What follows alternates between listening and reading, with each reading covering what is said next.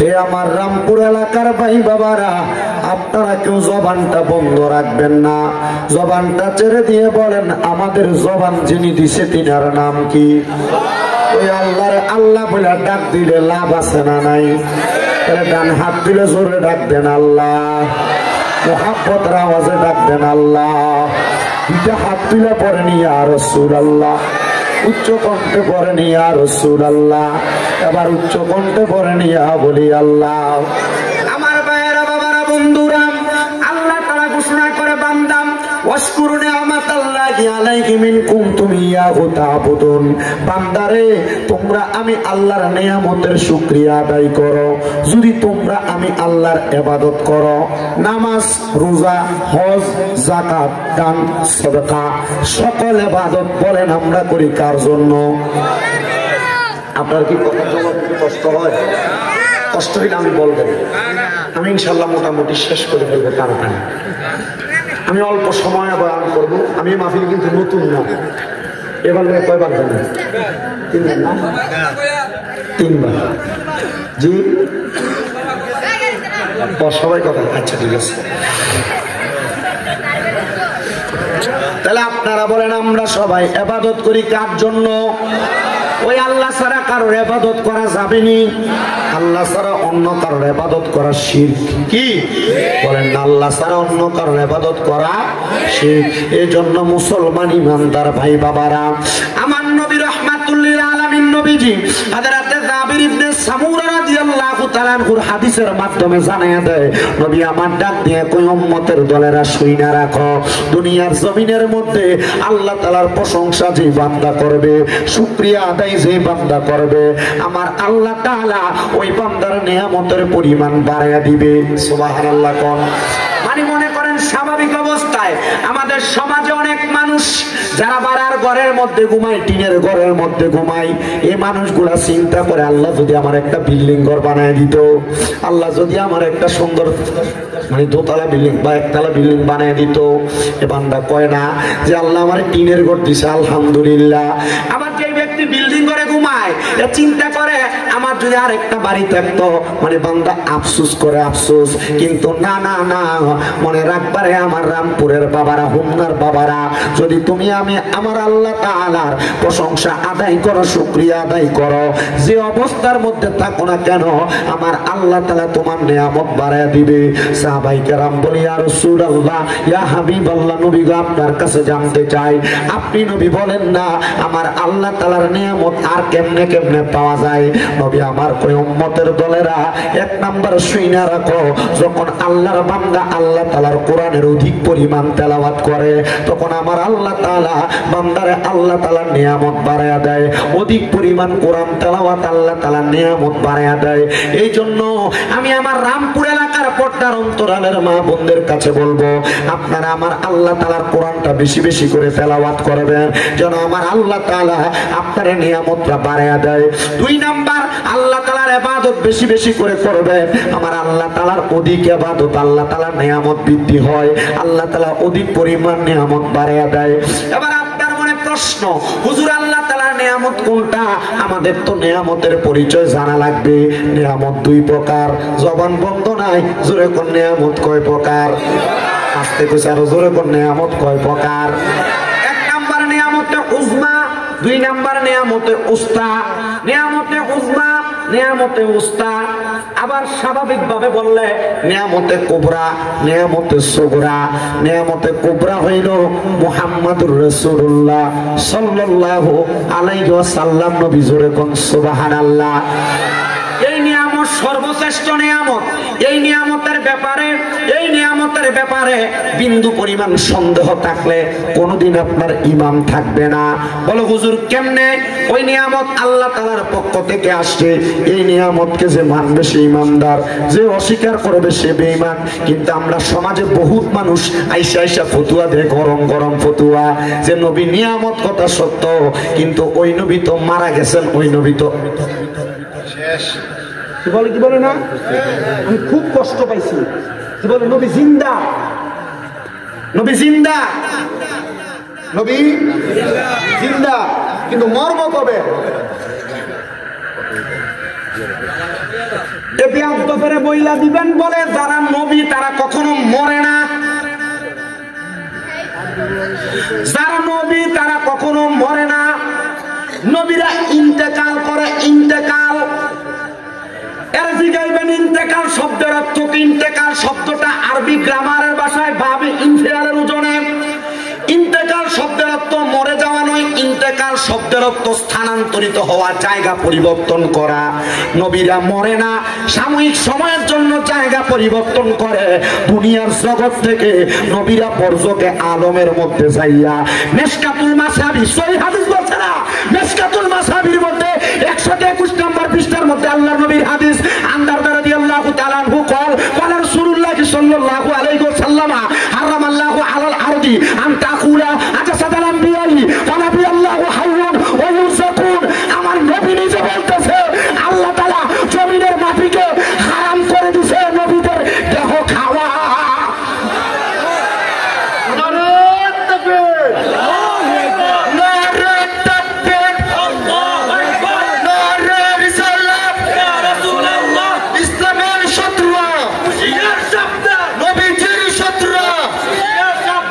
আমি রুমে বয়ে বয়ে শুধু কথাগুলা গিলছি, রুমে বৈশা শুধু কথাগুলা গিলছি, শুধু গিলছি কথাগুলা। আমি আমার সব বাপ ডাইরেক্টলি 50 লক্ষ টাকা আমার দেওয়ার ক্ষমতা আছে। 50 লক্ষ টাকার চ্যালেঞ্জ করলাম, কোন মারফুত আমি সহ সুন্নি উলামায়ে কেরামের আর 4 জন আলেম বসবে। আমি তো মূর্খ, আমি কথা বলবো না। তবে আমি যে হাদিস শরীফটা বলছি এই হাদিস শরীফটা সহিহ হাদিস না, কোন বাঘের বাচ্চা প্রমাণ করতে পারবে না। যদি প্রমাণ করতে পারে জুতার মারা গলায় দিয়া হুন্না থেকে বের হয়ে যাবো মিয়া।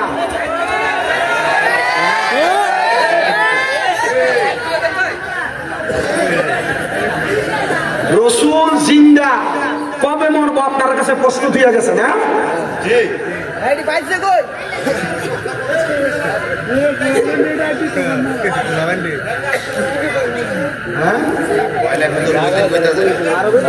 আরে আব্বা আমি কি পাইছি, আমার বাড়ি গো কুমিল্লা, এটা কুমিল্লা জেলার একটা থানা না, কেমন খায় দলিল দিতে হইব, হয় আমার বাইন্দা রাখবেন নয় তারা বাইন্দা রাখবেন। সাধারণ পাবলিকের কাছে বিভ্রান্ত ছড়াইব কেন?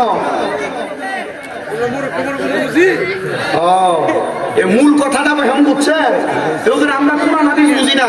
ওই কইয়া গেছে না যে আলেমের ভিতরে অনেকে দাড়ি টুপি পাঞ্জাবি সব আছে, শয়তান এক জাত। এখন এই হাদিস শরীফ থেকে বুঝেন শয়তান হেজাব। আপনি তো হাদিস বলতে পারবেন না, কইবেন হুজুর মিশকাতুল মাসাবি 121 নম্বর পৃষ্ঠায় বলে ডাইরেক্ট হাদিস আল্লাহ জমিনের মাটি রে হারাম করে দিছে, নবীদের দেহ খাওয়া হারাম, নবীদের দেহ খাওয়া শুধু হারাম না তো,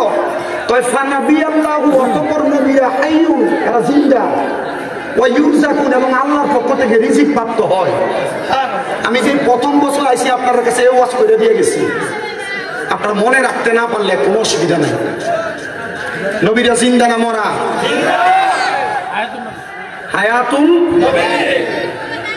আবার আপনার কাছে ফতুয়া দেয় না না জাহিরি ভাবে নবীরা না, শুধু শহীদরাও জিন্দা। আরে শহীদরাও না, আপনার এলাকার যে লম্বা সময় মারা যায় এরাও তো জিন্দা। বলুন তো কেমনে? তো জিন্দা না হলে কবরের ভাষা দিয়ে জানতে আসসালামু আলাইকুম ইয়া হালাল কুবুরকে কেমন বা ফেরে সালাম দেন, কথা কই না। সালাম দিলে তো সালামে জবাব দেওয়া ওয়াজিব, কথা কই না কেন? সালাম দিলে তো সালামে জবাব দেন কি ওয়াজিব? তোর করলে তো গুনাহগার হয়, তো কবরের সামনে যে সালাম দেন কোন বাপে জবাব দেয়?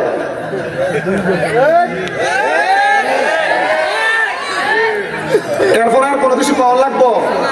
তো নবীজির ব্যাপারে যার মন্তব্য ঠিক নাই, এরা বাকি যা বলবো সব বাপ। আল্লাহ বুঝার তৌফিক দাও। নামনা বুঝলেও দেখছি দাওয়াত দিছে যে লালকারি হাবিব ভাই আপনি নিরার বইয়ান, কারোর ভয়ান লাগতো না, কারণ আপনি শুধু কাবার একটু রেডি করেন, আপনার অসুবিধা হইব। তো নিয়ামতের কথা বুঝাইতে লাগছিলাম। আপনার আর কোন সন্দেহ আছে? আর কোন সন্দেহ আছে? কয় লাখের চ্যালেঞ্জ? মান্নার দেওয়া লাগবে না, আমি দেবো। শুধু নবী মরা ক্ষমা করে বা মরবো কখন ক্ষমা করবে। নবীরা মরে না, নবীরা কি করে? ইন্তেকাল করে। কোন কি করে? আরবি গ্রামারে কইছে বাবা ইন্তেকাল মানে মরা না, স্থানান্তরিত হওয়া, জায়গা পাল্টায়। জায়গা আমাদের নবীও জায়গা পাল্টাইছে, আমাদের এটা বিশ্বাস। ঠিক কিনা? ঠিক কিনা? আল্লাহ আমরা সবাই রে বোঝার তৌফিক দিই। আরো জোরে কোন আমিন। আমার একটু জ্বর, গতকালকে রাত্রে মাপ দিছি 104 ডিগ্রি। 100 বইও আমি কেন এমনি বাদ মাগরিব জয়পুর মাফি করেছি, কালকে আমি 2টা করছি। আল্লাহ আল্লাহ মাফ করার মালিক, জানি না কোথা থেকে আসে। স্টেজে ওঠার আগে কোনো রকম ওষুধ খেয়ে উঠি, হয়তো আল্লাহ শিফা দান করে। তবে আমার এমন জ্বর আর কখনো হয় না। আমার এক ওস্তাদের কাছে জ্বরের কথা কেন হুজুর কো মাতিস না, রসুল ইসলাম বলছে জ্বর যদি হয় কখনো মনে করবি গুনাহ মাফ হইতেছে। জ্বর হইলে কি মাফ হয়? হুজুর ঠিক আছে, তাহলে এইটাই মাইকটা নিলাম, কারণ আমি আমার জানা মতে যাই না, শুনে গুনার কামের দিকে ফা বাড়াই না। হুজুর ঠিক আছে, তাহলে তার মানে আমার ছোটখাটো গুনাটুলো থাকলে এটি মাফ হইতেছে। আলহামদুলিল্লাহ। কম সবাই একটু দরুদ শরীফ পড়েন। সালাতুনিয়া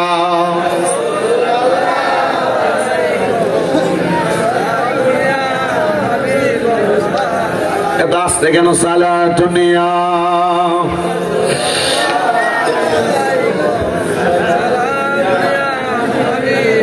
জামালে আশিক বাশদ মুহাম্মদ, খেয়ালে বড় বাশদ আহমদ, সালাতুনিয়া রাসূলুল্লাহ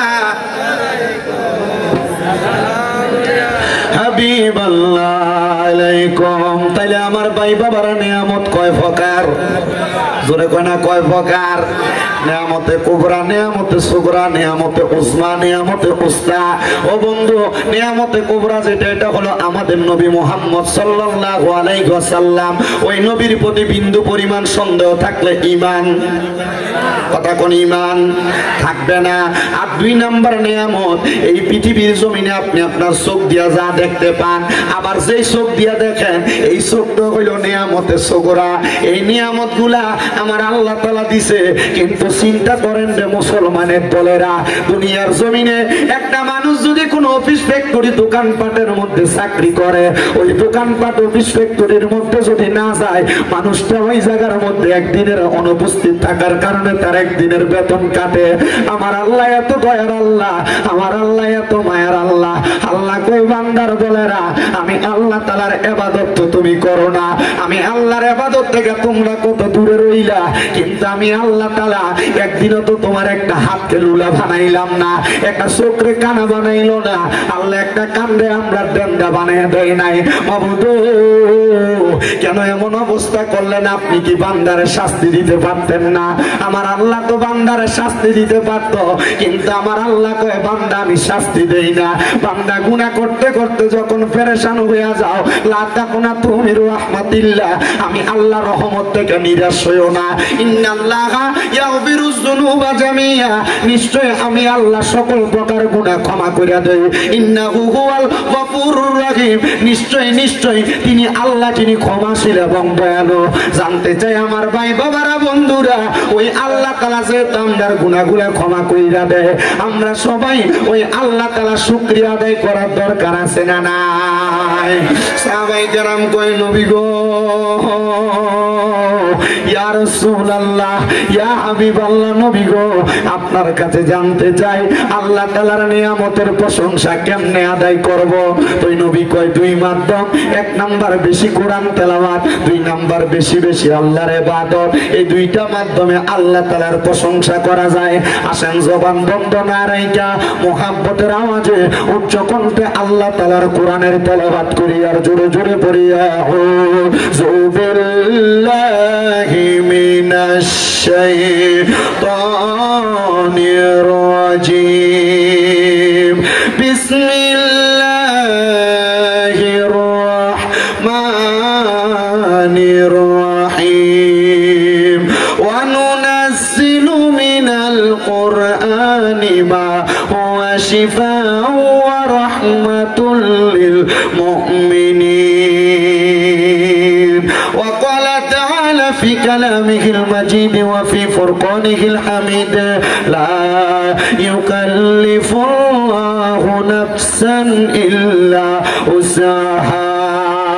وقال في حديث الشريف عن أنس رضي الله تعالى عنه قال سمعت رسول الله صلى الله عليه وسلم يقول إن من أشرط الساعة أن يرفع العلم ويكسر الزال ويكسر الزنا ويكسر شرب الخمر ويقل الرجال ويكسر النساء حتى يكون ل50 امرأة القيم الواحد متفق عليه أو كما قال عليه الصلاة والسلام. وقال في رواية الحديث ابن ماجه عن أنس رضي الله تعالى عنه قال سمعت رسول الله صلى الله عليه وسلم ألا أنبئكم بخياركم قالوا بلى يا رسول الله قال خياركم الذين إذا ذكر الله عز وجل رواه ابن ماجه أو كما قال عليه الصلاة والسلام.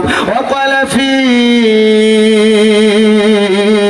شان حبيبه ومحبوبه ومعشوقه مخبرا وآمرا إن الله وملائكته يصلون على النبي يا أيها الذين آمنوا صلوا عليه وسلموا تسليما اللهم صل مولانا محمد وعلى مولانا محمد اللهم صل سيدنا مولانا وعلى آل سيدنا. আপনারা কি দুরূদ শরীফ পড়তে কষ্ট হচ্ছে বাবা? আল্লাহর নবী বলেছেন আমার উম্মতের মধ্যে সবচেয়ে বখিল মানে সবচেয়ে কিপটা ওই উম্মত যার সামনে আমি নবীর দুরূদ শরীফ পড়া হইলো আর সে জবানরে বোবার মতো করে রাখলো। নবী বলছে এই উম্মত সবচেয়ে বখিল সবচেয়ে কিপটা। আমরা কি বখিল উম্মত? এখন আমরা বখিল উম্মত?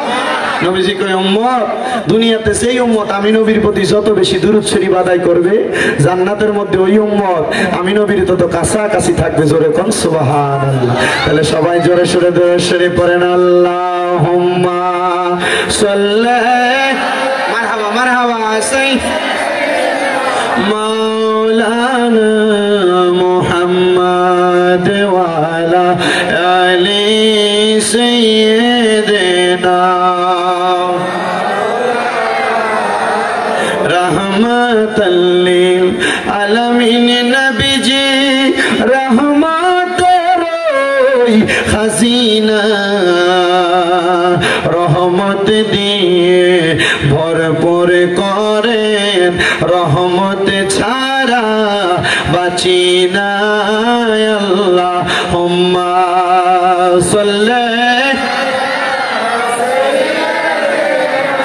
मौलाना मुहम्मद वाला आली सय्यदना मौलाना मुहम्मद ला इलाहा इल्लल्लाह ला इलाहा हस्बी रब्बी जल्लल्लाह मा फी क़ल्बी गैरुल्लाह पढ़न हस्बी ला मा फी क़ल्बी गैरुल्लाह नूर मुहम्मद पढ़न नूर मुहम्मद ला इलाहा इल्लल्लाह ला इलाहा इल्लल्लाह नमाज रोजा साइरोना के हो माँ बाবার খিদমত চাইরোনা বল নামাজ রোনা के हो माँ बाবার খিদমত চাইরোনা আমার নবীর দরুদ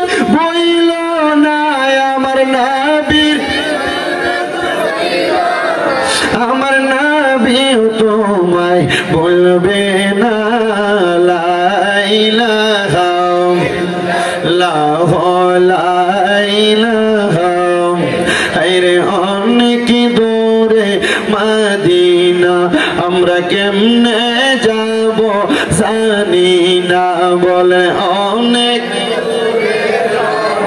নাই আমরা কেমনে যাব জানি না হায়রে দয়া লাল্লা দয়া করেন রেনে নসিব করেন মদিনা লা ইলাহা লা ইলাহা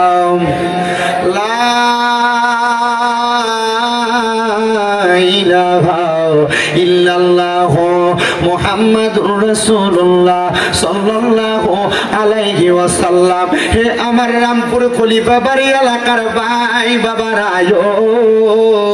ও আমার পর্দার অন্তরালের মা বোনেরা, আমরা তো জীবনে গুনাহ কম করি নাই। আমরা জীবনে যত গুনাহ, আল্লাহর কসম আমার গুনাহ আপনারা দেখলে আমারে বক্তা বানায় বসাইতেন না। দাড়ি পাকা বুড়া বুড়া মুরব্বী বাবারা, একবার চিন্তা করে দেখেন, আপনার জীবনের গুনাহ যদি আপনার ফুতে দেখতো, আপনারা বাপ কইয়া ডাকতো না। এই যুবক ভাই, আপনার জীবনের গুনাহ যদি আপনার মা দেখতো, সন্তান কইয়া পরিচয় দিত না। পর্দার অন্তরালের মা, ও মা, তোমার জীবনের গুনাহ যদি তোমার সন্তান দেখতো, মা কইয়া পরিচয় দিত না। মা গো মা, আর কত গুনাহ করবা গো মা, জীবনের গুনাহ করা এখন থেকে বন্ধ করো গো মা। জানুনি গো মা, জানুনি গো আমার আব্বাজিরা, এই গুনাহ করার কারণে একদিন আপনারে আমার জাহান্নামের আগুনের মধ্যে জ্বলা লাগবো। হায়রে, জাহান্নামের আগুনের মধ্যে পড়লে আমার সন্তান আমারে বাঁচাবো না, আমার বাপ আমারে বাঁচাইতো না, আমার বন্ধু বান্ধব বাঁচাইতো না। আল্লাহর নবী ডাক দিয়ে কই, উম্মতের দলেরা, ওই সময় তোমার দুইটা জিনিস বাঁচাইবো। নবী গো, দুইটা জিনিস কি? আমার নবী কয়, আল্লাহর কোরআন থেকে, ইন্নাল্লাযীনা আমানু ওয়া আমিলুস সলিহাত, নিশ্চয়ই নিশ্চয়ই ঈমান এবং আমল দুইটা জিনিস তোমারে বাঁচাইবো। শুধু বাঁচাইতো না, কানাত লাহুম জান্নাতুল ফেরদাউসি নুজুলা, আল্লাহ তাআলা তুমি ওই বান্দা নেক আমল করার কারণে, নেক আমল এবং ঈমান রাখার কারণে তুমি বান্দারে জান্নাতুল ফেরদাউসে রাখবো। আর এই ঈমান এবং আমল যেই ব্যক্তিগুলা ভালো রাখতে পারে, আমার আল্লাহ কোরআনে কয়, উলাইকা হুম খায়রুল বারিয়া, এরা হইল দুনিয়ার সবচাইতে ভালো মানুষ। হায়রে, ও আমার ভাই বাবারা, আপনার ঈমানটা ঠিক আছে নি? এই কথার গ্যারান্টি আপনারা কে দিব? আপনার মনটা আমলগুলা এখনো ঠিক আছে কিনা, এটার গ্যারান্টি কে দিব? জীবনে কত গুনাহ করছেন, আপনার গুনাহগুলা মাফ হইছে নি? এই গুনাহগুলা কেমনে মাফ করাইবেন? আসেন না রে বাবা, কলবের মধ্যে আল্লাহ তাআলার একটু জিকিরের পয়গাম জারি করে দেয়, যেন আপনার আমার জীবনের গুনাহগুলা মাফ হইয়া যায়। চক্ষুটা বন্ধ করে দিয়া আমার আল্লাহ তাআলার একটু আসনে জাতের জিকির করবেন, যেন আমার আল্লাহ তাআলা আপনার আমার জীবনের গুনাহ মাফ করে দেয়। মুহাব্বতের আওয়াজে একটু দমে দমে আল্লাহ তাআলার জিকির করেন। আল্লাহ আল্লাহ আল্লাহ আল্লাহ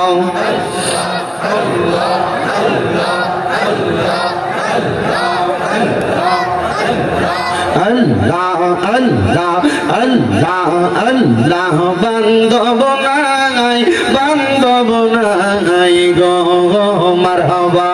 আল্লাহ আল্লাহ, কবর দেশে বান্ধব নাই, বান্ধব নাই গো মারহাবা। আল্লাহ আল্লাহ আল্লাহ আল্লাহ আল্লাহ আল্লাহ আল্লাহ আল্লাহ আল্লাহ আল্লাহ আল্লাহ। জবান খুলে আল্লাহ, আর একটা গুনাহ নাই। আল্লাহ আল্লাহ আল্লাহ আল্লাহ। বান্ধব নাই, বান্ধব নাই গো মারহাবা।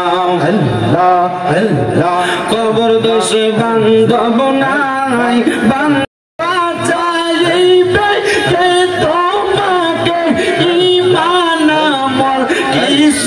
নাই, তোমার বান্ধব নাই, বান্ধব নাই গো মারহাবা। আল্লাহ আল্লাহ, নবী সারা আপন কে গো নাই গো মুমিন ভাই, নবী সারা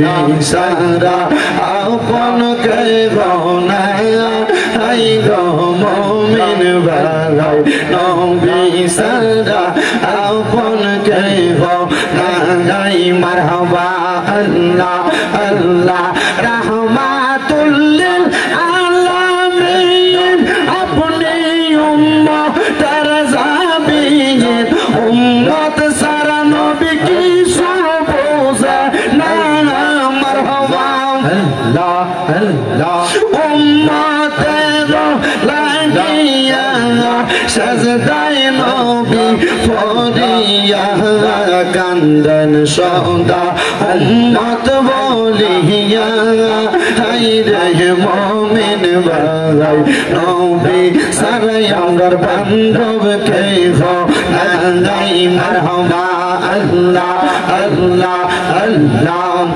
হাই রে হাবিবুল্লাহ আমরার চোখের মনি মক্কি মাদানি হাবিবুল্লাহ আমরার চোখের মনি মারহাবা আল্লাহ আল্লাহ আল্লাহ আল্লাহ আল্লাহ আল্লাহ হাবিবুল্লাহ আমরার চোখের মনি মক্কি মাদানি হাবিবুল্লাহ আমরার চোখের মনি মারহাবা আল্লাহ আল্লাহ পাইতে চাইলে আল্লাহকে পাইতে হবে রাসূলকে পাইতে হবে যত আউলিয়াকে মারহাবা আল্লাহ আল্লাহ পাইতে চাইলে মওলার দিদার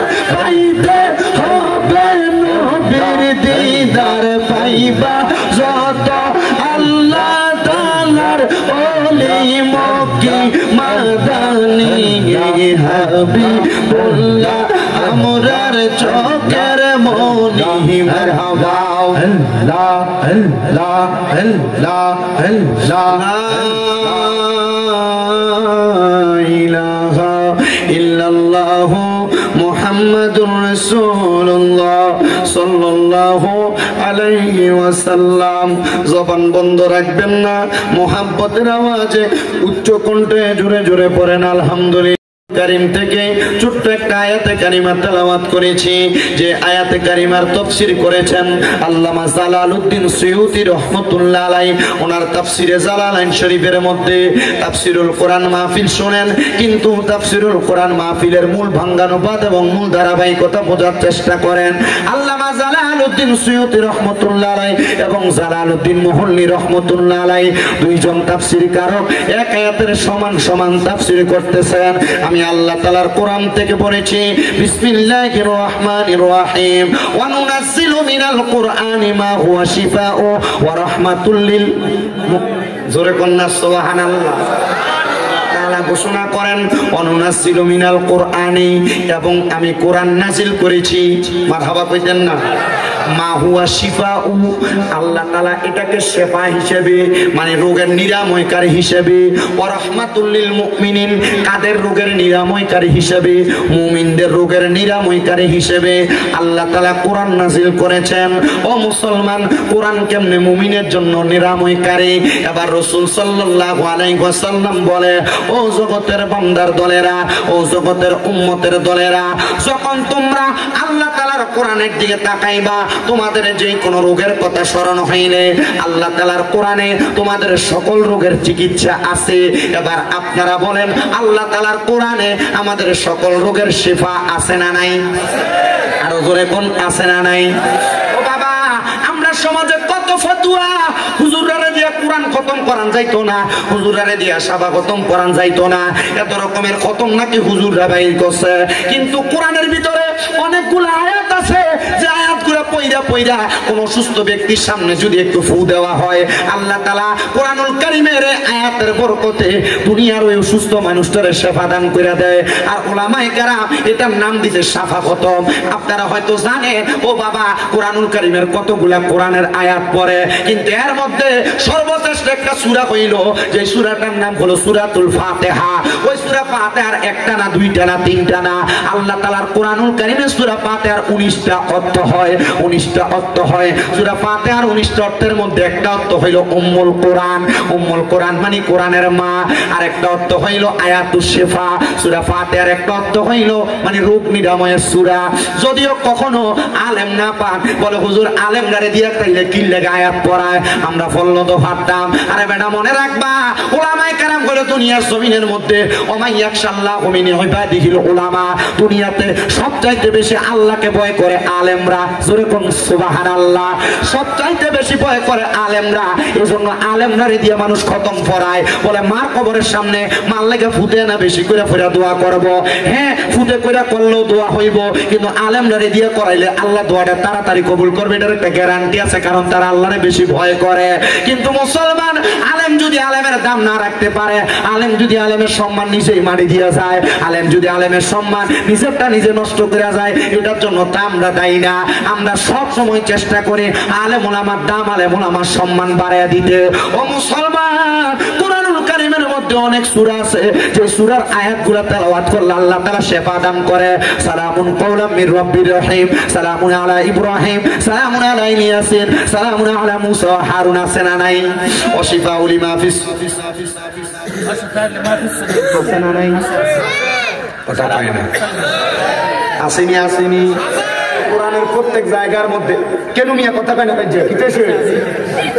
এটা হচ্ছে আমার পুরো হোমনা দিয়ে আমার একটা ফাঁকলা বক্ত প্রত্যেকে এসেছি কেমন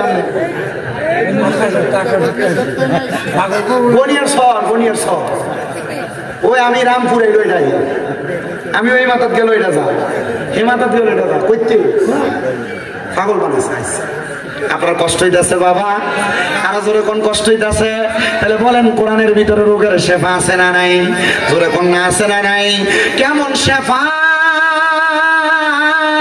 রাহমাতুল লিল আলামিন নবী শিখিয়ে দে উম্মত, আল্লাহ তাআলার কোরআন যখন তোমরা তেলাওয়াত করবা এমন ভাবে তেলাওয়াত করবা যেন আমার আল্লাহ তাআলা তোমাদের মনের পুঙ্খানু ছোট বড় সব গুনাহ মাফ করে দেয়, তোমাদের আশা পূরণ করে দেয়, তোমাদের মনের বেদনাগুলো আল্লাহ তাআলা শুইনা নেয়।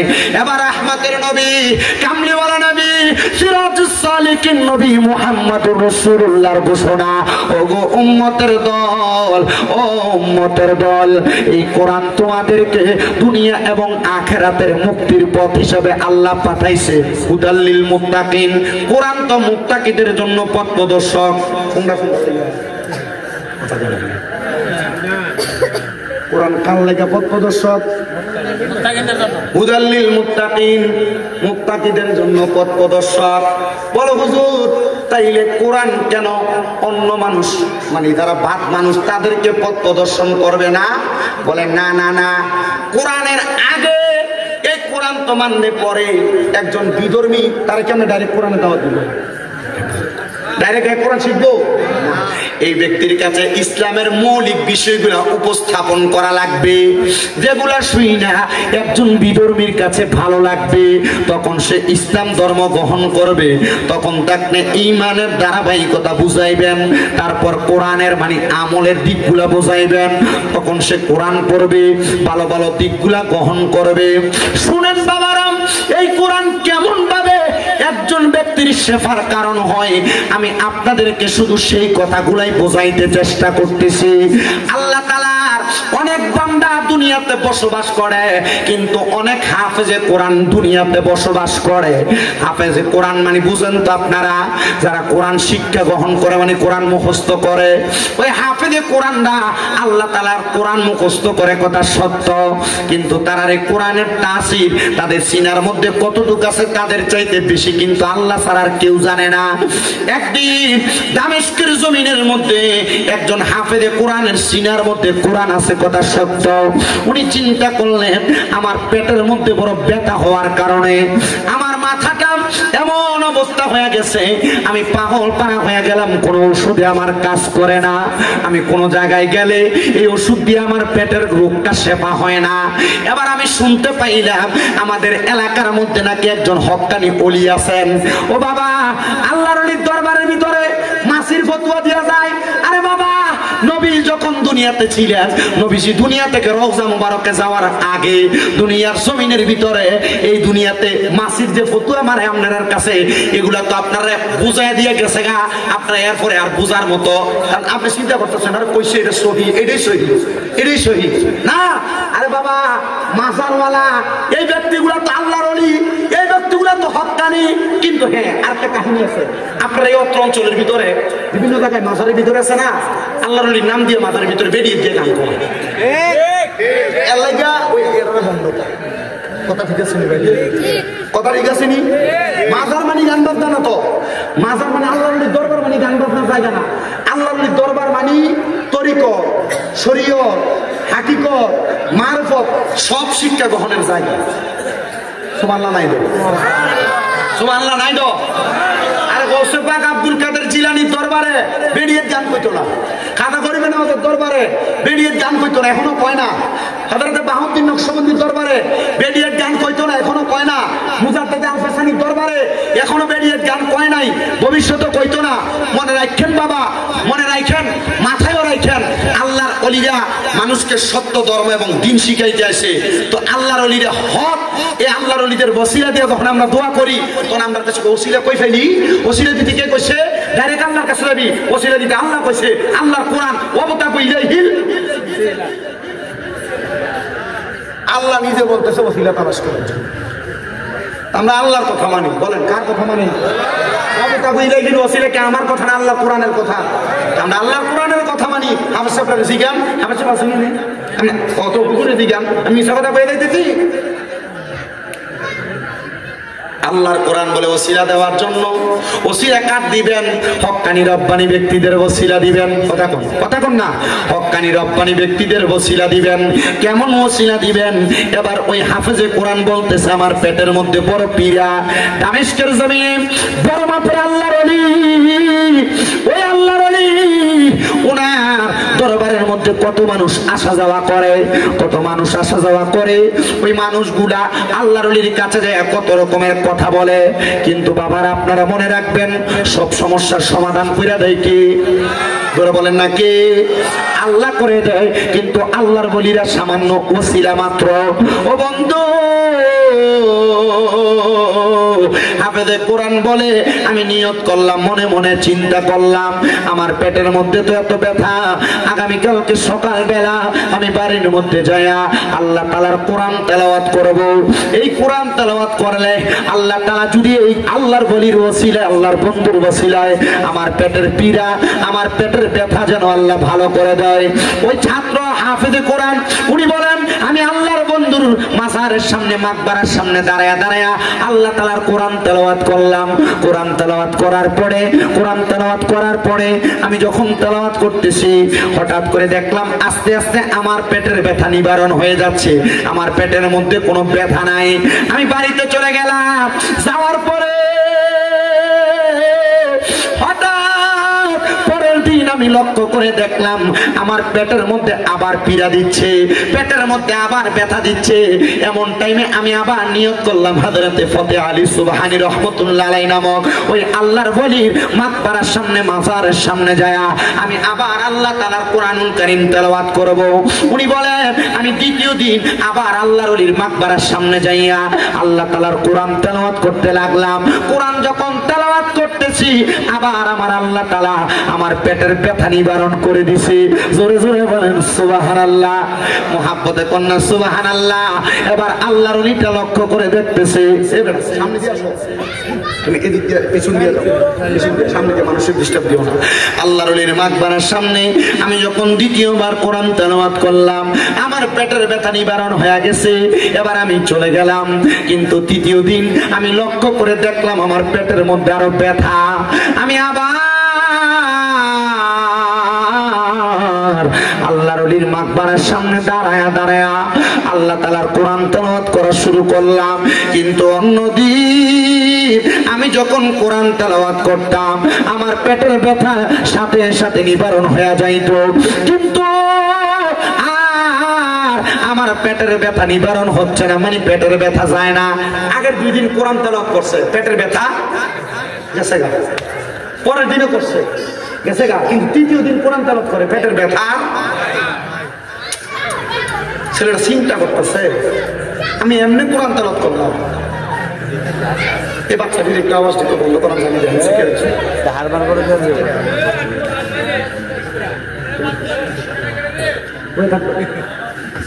আবার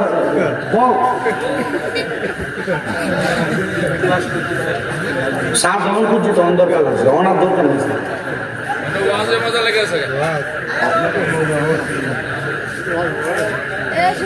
প্রথম দিন কোরআন তেলাওয়াত করছে, পেটের ব্যথা কি হয়ে গেছে।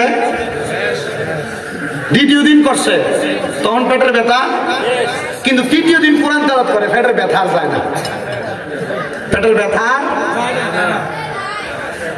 অন্যদিন যে পরিমাণ কোরআন তেলাওয়াত করতো তার চাইতে 4 কোরআন তেলাওয়াত করে ফেলাইছে, কিন্তু পেটের ব্যথাই যাইতেছে না।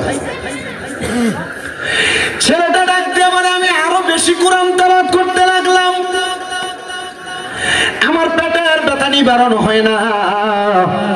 আমি যখন কোরআন তেলাওয়াত করতেছি আবার আমার পেটের ব্যথা নিবারণ হয় না, আমার মাথাটা একটু গরম হয়ে গেছে।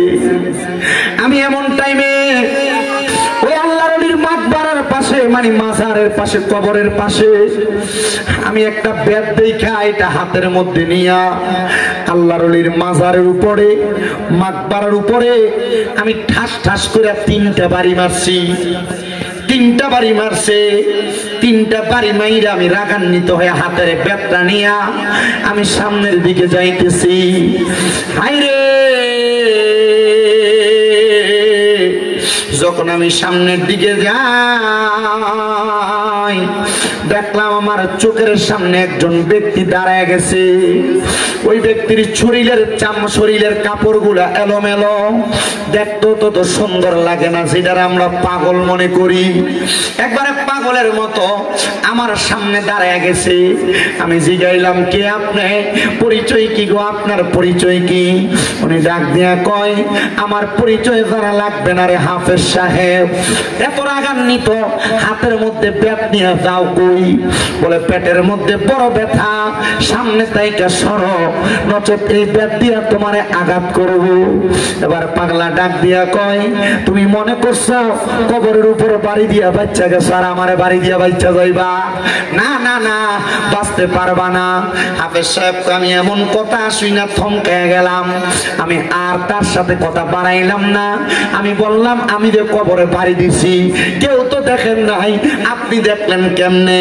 আমার ডাক দিয়ে কয় বাবা পেটের মধ্যে ব্যথা, আগে তোমার ব্যথাটা তুমি সারাইতে চাও কিনা বলো? বলে হুজুর সারাইতে চাই। এবার ওই হাফেজ সাহেব ডাক দিয়ে কয় ওই পাগল ব্যক্তিটা কি যেন পইরা আমার পেটের মধ্যে ওনার হাতটা বুলিয়ে দিছে। বুলানোর সাথে সাথে আমার পেটের মধ্যে যে ব্যথা ছিল ওই ব্যথাটা নিবারণ হয়ে গেছে, আমার পেটে কোনো ব্যথা নাই। আর আমার বলছে আর কোনোদিন আমার পেটের মধ্যে ব্যথা হবে না, আমার পেটে ব্যথা হবে না। এই কথাটা বলার সাথে সাথে আমি একটা লাফ দিয়া ওই পাগল ব্যক্তিটার পায়ের মধ্যে ধরে ফেলাইছি। আমি বললাম হুজুর, ও আমার প্রাণের হুজুর, আমি আপনার কদমের মধ্যে ধরে বলি গো হুজুর, আপনার কদমে ধরে বলি হুজুর, আপনি বলেন না আমার পেটের ব্যথা আপনি যে ভালো করে দিলেন, আপনি এমন কি আল্লাহর ওলি? আমি তো এতদিন পর্যন্ত মরা ওলির কবরের ভিতরে যে কোরআন পড়ছি, আমি আপনার এতদিন পর্যন্ত চিনি নাই। উনি ডাক দিয়ে কই পাওটাকে ছাড়ো, তারপর আমার পরিচয় জানো। উনি আবার পাওটা ছাড়ার পরে ওই পাগল ব্যক্তিটা বলে এবার তুমি আমার দিকে একটু তাকাও। এই তাকাও কথাটা বইলা ওই পাগল ব্যক্তিটা পিঠের মধ্যে থেকে পিছন দিক থেকে ফিরা, পিঠের উপর থেকে কাপড়টা ফিরে দিয়া ডাক দিয়ে কই তাকায় দেখো তো আমার পিঠের মধ্যে কয়টা দাগ দেখা যায়? বলে আপনার পিঠের মধ্যে দাগ দেখা যায় 3টা। হাফেজে কোরআন ওই কবরের মধ্যে বাড়ি দিছিলা কয়টা? বলে বাড়ি দিছিলাম 3টা। বলে 3টা বাড়ি আমার পিঠের ভিতরে লাইগা রইছে রে, আমি তোর বাড়িগুলা সহ্য করতে পারি নাই। তুই যখন বাড়ি দিয়া আমার কবরের সামনে থেকে চলে আসো, আমি আমার মাওলার কাছে ফরিয়াদ জানাইছে, আল্লাহ আমার একবার ক্ষমতা দাও, আমি দুনিয়াতে যাইয়া ওই হাফেজে কোরআন রে তার পেটের ব্যথাটার জন্য আরেকবার দোয়া কইরা দিয়ে আসি। হাফেজে কোরআন কয় বুঝলাম না, আমি তো কবরের সামনে বাড়ি দিছি, কবরের মধ্যে বাড়ি দিছি, আপনার পিঠে আসলো কেমনে? আর আপনি বা কেন আমার পেটের ব্যথা 2বার বালা হয়েছে, 3য়বার বালা করাইলেন না?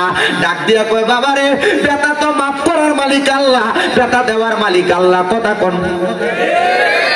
কথা কোন আমার এত রোগ হয়, এতে জ্বর হইয়া রয়েছে। গত পরশুদিন মাহফিল করছি, পরশুদিন তো করলাম বাঞ্ছারামপুর করিগঞ্জ গেছি, বাঞ্ছারামপুর করিগঞ্জ যদি ফেরিঘাটের এখানে স্টেজ থেকে নামার পরে দাঁড়াইতে পারতেছি না, গাও একবারে থরথর করে কাঁপতেছে। ব্যাপারে কইলাম তাড়াতাড়ি যে কোনো ফার্মেসির সামনে আমার গাড় পড়েছে, তেমন ভারতের মতো টাইনা গেছে গরিপুর পর্যন্ত।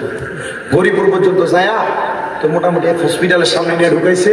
এনে যাও না, আমার কাছে ডাক্তার আছে, আপনারা হয়তো পরীক্ষা দিব, রক্ত পরীক্ষা করতে না কিছু বুঝছি গাড়ি করে। আসলে তো রক্ত বাইক করলে এটা আমার কাছে ভালো লাগতো না। এমনি একবার রক্ত দিছি আলহামদুলিল্লাহ, কিন্তু আমার সে এইটা আমার কাছে ভালো লাগতো না। জ্বর হয়েছে ঠিক আছে, আগে বাইর যাই ফেলে দেখতাম, এনে কোনো কামটা হইতো না। আমি কাছে তাওয়াক্কাল তো আল্লাহ রাসূল, আগে বাড়ির যাই, পরে কুমিল্লাতে যাইয়া কুমিল্লা টেলিফোন আছে মনিতে আলিফ ফার্মেসি আছে, আমার এক ভাই মুজাম্মেল ভাই, ওনারা কইলাম ভাই শব্দ আছে, পরে মাপ দিয়ে কইলাম না 160 ডিগ্রি, পরে মাপ দেওয়ার পরে কি সাপোজ যেটারে কয় আর কি এটি দিছে, আর ওষুধ পাল্টাই দিছে, লইয়া মোটামুটি দেখলাম যে পরের দিন থেকে একটু ভালো আছে। আজকেও গতকালকে 2টা মাহফিল করতে পারছি, আজকেও 2টাই যে আপনাদের একটা সুন্দর করে করতেছি। শরীর এখনো পর্যন্ত মোটামুটি ভালোর দিকে, বাকিটা এখন থেকে নামার পরে বুঝতে পারবেন। আপনার দোয়া করবেন আমার লেগা। আমি কইলাম যে আল্লাহ, আমি যদি ওয়াজ মাহফিলে না যাইতে পারি, মানুষ আমার বাজে বলবে। শরীর অসুস্থ হয়ে গেলে মানুষ বোঝে না, আসলেই বোঝে না। আমার গত কয় তারিখ 14 একটা মাহফিল, আমি মাহফিল কমিটিতে কইলাম, ও আমার তো শরীরটা ভালো না, আমার 9টার মধ্যে মাইক দিয়ে দিয়ে কিন্তু 9:30 মাইক দিলাম, ভাই 9:30 দিব করে নিছে তো, আর আমার স্টুডেন্ট নাই 9:30 নিতে নিচে 10টা। আমি মোটামুটি কিছু একটু কালেকশন আছে, আমি 1 ঘন্টা 20 মিনিট ওয়াজ করে আমি কালেকশনে ঢুকছি, 1 ঘন্টা 40 মিনিট হয়ে গেছে। 1 ঘন্টা 40 মিনিট পরে কালেকশন করে সারছি। হুজুর আমরা মাদ্রাসার কালেকশন, তার মানে কি সে আমার অসুস্থতা বুঝছে? তার কত নাম হুজুর টিয়া দিয়ে আনছি, বদুল্লা টিয়া দিয়ে আনছি বদুল্লা। এরপরে দেখেন এই কালেকশন করে দেওয়ার পরে মুনাজাত দিব, এরা হুজুর একটু জিকির করেন। আমি বললাম তোর বিবেক না, তোর আকল নাই। তো পরে একটু বোঝাইলাম যে কোনো মাহফিল কমিটি বক্তাদের কষ্ট বুঝবে। আমি ওয়াজ করবো, আপনার বাড়িতে কিন্তু মোটামুটি যার যেমন ঘুমাই দেবে না। আমি কিন্তু এখান থেকে বাইকে যে মনে করেন 2.5 ঘন্টা একবার আমার হিসাব দেয়, এখান থেকে কুমিল্লা থেকে 2.5 ঘন্টা লাগে। কিন্তু এই যে কুয়াশা, দিনের বেলা হিসাব করছেন 2.5 ঘন্টা, কিন্তু সামনে যে ফাঁসার দূরে দেখা যায় না, গাড়ির সামনে ফাঁসা দূরে দেখা যায় না, কয়েক দূরে দেখা যায় না, 5 হাত দূরে দেখা যায় না। তখন আর কেমন 2.5 ঘন্টাতে কুমিল্লা যায়, তখন যাইতে দিতে ফজর। তো রাতের ঘুম কি দিনে হারায়? আমরা তো মোটামুটি মনে করেন বহুত টিয়া লয়ে দেখে এটাই শেষ করে দেয়, যে পরিশ্রম করে এটা আসলে দেয় না। কই আপনার কাছে তো গত বছর দাওয়াত দিয়ে গেছে, আমার মাদ্রাসা 2-1টা ফলামিন বাড়াইতেন, হারাইছেন না প্রত্যেকে। কি দরকার? যা কই বাবু যেমনি আছি এমনি আলহামদুলিল্লাহ। আমিন কোন আর জোরে কোন আমিন। আপনারা ফাটাইলেও আছেন, না ফাটাইলেও আছেন। গত পরশুদিন আমার মাদ্রাসার মাহফিল হয়েছে, 150 জন সবক লইছে। মারহাবা কয় না তো? 1 কয়জন সবক লইছে? 50 জন। এই মাদ্রাসায় ছাত্রই আছে 375 জন। এক মাদ্রাসার কথা বলছে, আমার মাদ্রাসা 6টা। যে হুজুরা বড় বড় রিক্সার ভিতরে দা হুজুরে জিজ্ঞেস, হুজুর আপনার মাদ্রাসা কয়টা? এরা নিয়ে ঢাকা ফ্ল্যাট কিনে, বাড়ি কিনে। কথা কন না খা।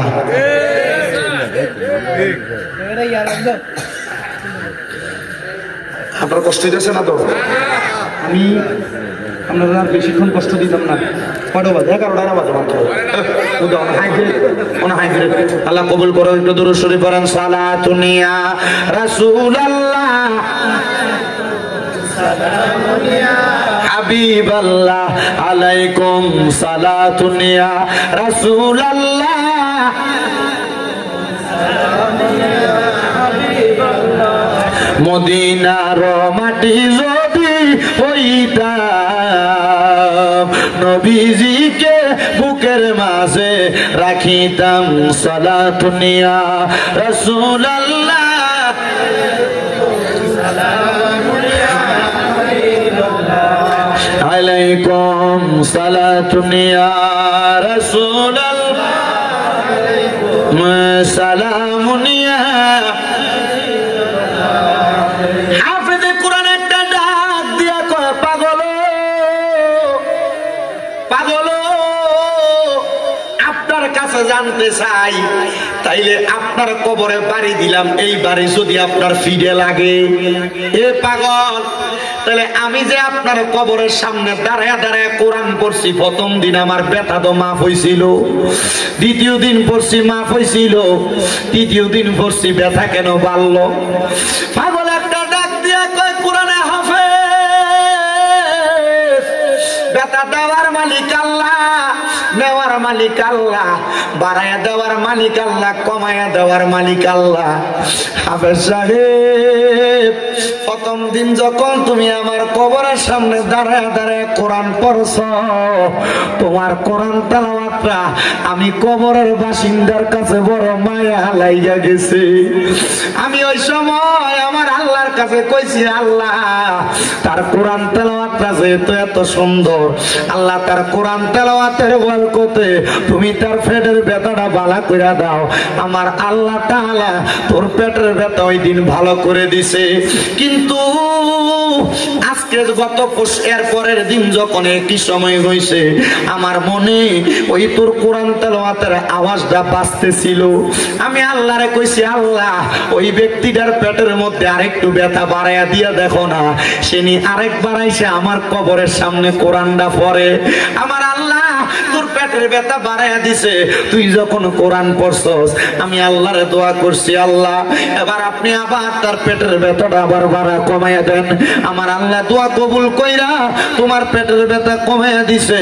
যখন তুমি তৃতীয় দিন আমার কবরের সামনে কোরআন পড়ছো, আমি যখন তোমার কোরআন তেলাওয়াত শেষ হয়ে যায়, আমি আমার আল্লাহর কাছে দোয়া করছি, আল্লাহ আপনি তার পেটের ব্যথাটা আরেকটু বাড়াইয়া দেন, সে যেন আমার কবরের সামনে আরেকটু বেশি কইরা কোরআন শরীফ পড়ে।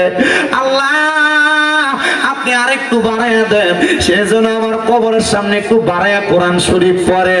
আইরে তুমি যখন আরেকটু বাড়াইয়া পড়ছো, তুমি যখন কোরআন তেলাওয়াত আবার শেষ করো, আমি আবার আমার আল্লাহর কাছে কইছি, আল্লাহ আপনি তার পেটের ব্যথাটা আরেকটু বাড়াইয়া দেন, সে যেন আরেকটু আমার কবরের সামনে কোরআন তেলাওয়াত পড়ে। কিন্তু আমি বুঝছি না রে, তুই যে এই কোরআন তেলাওয়াত করতে করতে বিরক্ত হইয়া যাবি, রাগান্বিত হইয়া আমার কবরের উপর আঘাত করবি। তার মানে বোঝা যায় আল্লাহর ওলিদের কবরের উপরে আঘাত করলেও এটার ব্যথা আল্লাহর ওলিরা পায়। কথা কন্যা ঠিক কিনা? অনেক মুনাফিকেরা, অনেক বেঈমানেরা গত কয়েকদিন সরকার পতনের পরে দেখছেন নি আপনারা, জানি না মাজারের মধ্যে হামলা চালাইছে, আল্লাহর ওলির মাজার ভাঙতে গেছে। আরে অনেক মানুষ এটার বিরোধিতা করছে, আমি কিন্তু বিরোধিতা করছি না। আমারে যখন কেউ আয়া কয় হুজুর দেখছেন নি এরা তো যায় যায় মাজার ভাঙ্গালায়, আমি কইছি বেশি কইরা ভাঙতো ক, বলে হুজুর মা এটা কেমন কথা কন? আমি কইছি এরা মাজার ভাঙতে গেছে, মাজার কিন্তু ভাঙছে না। কয় হুজুর কেন গো? আমি কইলাম এরা তো মাজার ভাঙতে দেয়, শুধু উপরের ইট পাথরটি সরাইছে। এরারে কইয়া দেখো 3.5 হাত মাটির তল পর্যন্ত যাইতে যাইয়া দেখবো ওই জায়গার মধ্যে মাজারওয়ালা জিনিস শুয়ে রইছে রে, তাজা আল্লাহর ওলিরা শুয়ে রইছে। আরে কেউ শেষ পর্যন্ত ভাঙ্গে নাই, উপর দিয়ে ভাঙ্গা ভাঙ্গা চলে আসছে। রাতের অন্ধকারে সোরার মতো যায় যায় ভাঙছে। ঘোষণা দিয়া যদি সুন্নিরা আল্লাহর ওলির মাজার ভাঙতে যাইতো, আল্লাহর কসম সুন্নিরাও তাদেরকে প্রতিহত করত। মনে রাখবেন, আমার আল্লাহর নবী ঘোষণা করে, আল্লাহ তাআলা হাদিসে কুদসির মাধ্যমে জানিয়ে দেয়, মানে আতালি ওয়ালিয়ান ফাকাদ আযামতুহু বিল হারব। আমার আল্লাহর বন্ধুদের সাথে যারা দুশমনি করে, আল্লাহর ওলিদের সাথে যারা বেয়াদবি করে, আমার আল্লাহ কয় আমি আল্লাহ নিজে তার লগে যুদ্ধের ঘোষণা করি। এবার আপনারা বলেন বাবারা, আল্লাহর ওলিদের লগে বেয়াদবি করলে যদি আমার আল্লাহ যুদ্ধ ঘোষণা করে, আল্লাহর লগে যুদ্ধ করার ক্ষমতা দুনিয়ার কোন মানুষের আসেনি রে বাবা, নাই নাই নাই। আল্লাহর লগে যুদ্ধ করতে যাইবা, আল্লাহর লগে যুদ্ধ করতে গেলে ফেরাউনের নমরুদের মতো জুতার বাড়ি খেয়ে মরা লাগবো। মা কথা কয় না খা, ফেরাউনের মতো নীল নদের পানির ভিতরে চুবা খেয়ে মরা লাগবো। এই জন্য আল্লাহর ওলিদের লগে তোমরা কোনোদিন বিয়াদবি কইরো না। পারলে মানবা, না পারলে দূরে দূরে থাকবা। কিন্তু যখন তুমি কোনো আল্লাহর ওলিদের সঙ্গে বিয়াদবি করবা, আমার আল্লাহ তাআলা ডাইরেক্ট তোমার দুনিয়া এবং আখিরাতের মধ্য থেকে তোমারে কাটায়া রাখবে। এই জন্য আমার পর্দার অন্তরালের মা ও আমার বাবারা, আমি যেই জন্য এই কোরআনুল কারীমের মর্যাদার বয়ানটা করতেছিলাম, আপনারা বেশি বেশি করে কোরআন তেলাওয়াত করবেন। আপনারা অনেকে কত দোয়া করেন, আমার আল্লাহ তাআলা আপনারা দোয়া কবুল করে না। কত দোয়া করেন, দোয়া কবুল করে না। এর মধ্যে দোয়া কবুল না হওয়ার কারণ হইল তিনটা। কয়টা? ধরে কোন না কয়টা? দোয়া কবুল না হওয়ার কারণ হইল তিনটা। এক নাম্বার, হালাল খানা ফেটে যায় না। দুই নাম্বার, আমরার ভিতরে ইখলাস নাই। ইখলাস মানে খোদা ভীতি নাই আর কি, ইখলাস নাই। তিন নাম্বার, আমরার ভিতরে ইহসান নাই, মানে মানুষের প্রতি মায়া মোহাব্বত, মায়া মমতা নাই। এই জন্য আমরা দোয়া দিয়ে আল্লাহর কাছে কবুল হয় না। তো দোয়া কবুল হওয়ার মূল মাধ্যম যেটা, ইবাদত কবুল হওয়ার মূল মাধ্যম যেটা, সেটা হইলো হালাল খানা। আমরা হালাল খামো কইতে গিয়া আমরা সমাজের ভিতরে দিয়ে সুদ করার অভাব নাই। কথা কন না কেন? আমরা হালাল খামো কইতে গিয়া আমরা সমাজে ঘুষ করার অভাব নাই। আপনারা আবার ঠিক ঠিক কইতাছেন, এদিকে ধরে নিয়ে আপনারা মসজিদের সভাপতি বানান, এদিকে ধরে নিয়ে আপনারা মসজিদের সেক্রেটারি বানান, এদিকে ধরে নিয়ে আপনারা এলাকার হদ্দার বানান, এদিকে ধরে নিয়ে আপনারা আদ্দার মাতাব্বর বানান। কথা কই না? আসেনি? আছে আছে।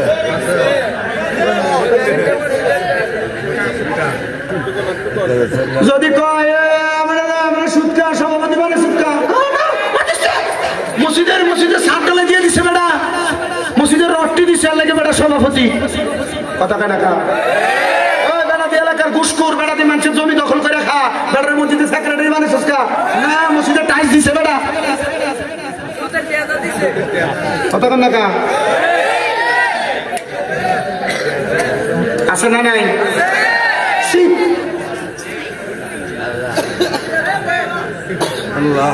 আপনার কষ্ট হইতেছে? আসেনি এমন? কম না বেশি? এলাকা হদ্দারি করে এবারটা, এবারটা এবারটার বাইবাতিতে জমি দখল করে রাখা, এবারটা তো মানুষের বিচার করতো, হিসাব আর তোর খুব ভালো এবারটা।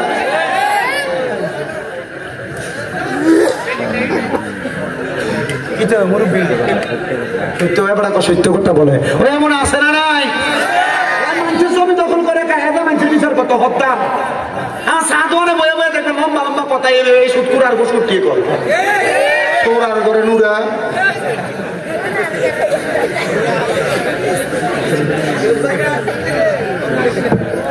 আছে না নাই? আমার দেখবেন এই রামপুরের বাজারে দেয়া মুরগা কিনতে, আপনি দেশিটা কিনতে পারতেন না, আপনি কিনতে পারতেন না। এবার এক মুরগার দাম 3000, এবার প্রায় 3500 মধ্যে। কেউ আপনি 3000 তো বেচা কষ্ট হয়ে দেবো, আমার ইচ্ছে হয়েছে আধা মনে এক সমানে কিনে না। ঠিক আছে, এই প্রত্যেকে আছে। কথা কয় না? আছে না নাই? আছে না নাই? আমার আপনার এলাকার ভিতরে সাধুনে ভাই এটির পক্ষে কথা কন, এক কাপ চায়ের লোভে, এক কাপ চায়ের লোভে এটির পক্ষে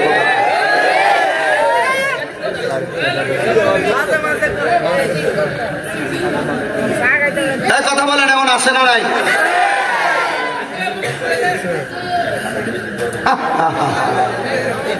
কি জবাব দিব আল্লাহ? আবার অবৈধ জমি, মনে করেন বাপ মরে গেছে, বাপ বইনের সম্পদ বুঝিয়ে দেয় না, আসেনি 2 লাখ দিয়ে দিয়ে বই দাবি দাবি দায় দাবি ছেড়ে দেয়। বড় ভাই মরে গেছে, ভাই ভাতিজার জমি বুঝিয়ে দেয় না, এমন সিটার নাই আপনার এলাকা?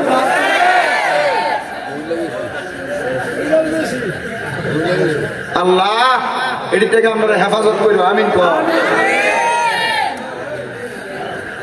আমার বাজানেরা কষ্ট হইতেছে, গভীর মনোযোগ,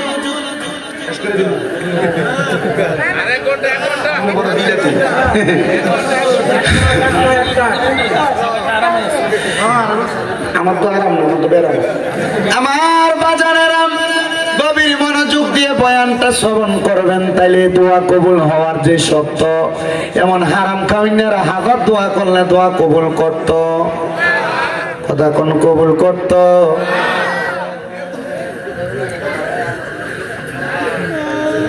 আল্লাহরে ভয়ও করা লাগবো, মানুষের প্রতি ইহসানও করা লাগবো, মায়া দয়াও করা লাগবো, লাগবো নি?